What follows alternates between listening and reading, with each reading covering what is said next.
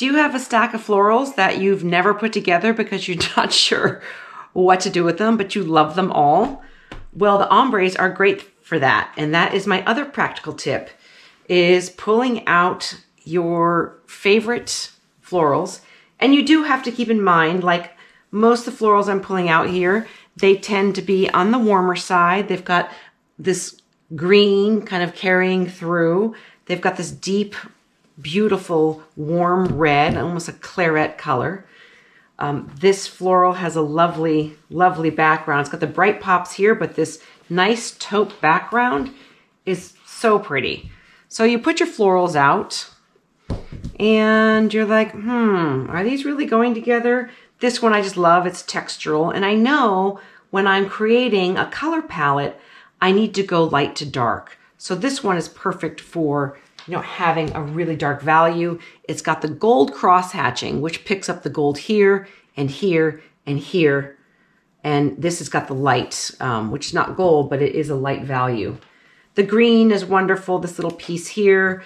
It's a little cooler than this green here, but it picks up with this green and this print.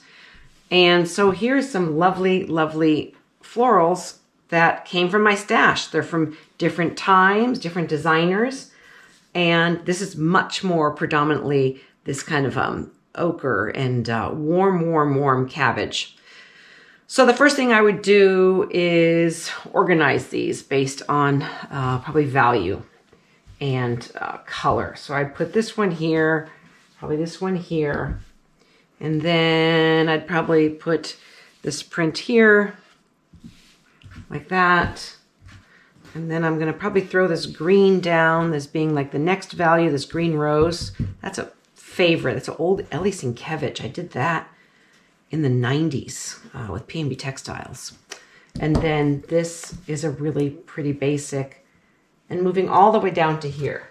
Now, when you see all these, look what happens when I introduce this one ombre, and this is called Pistachio.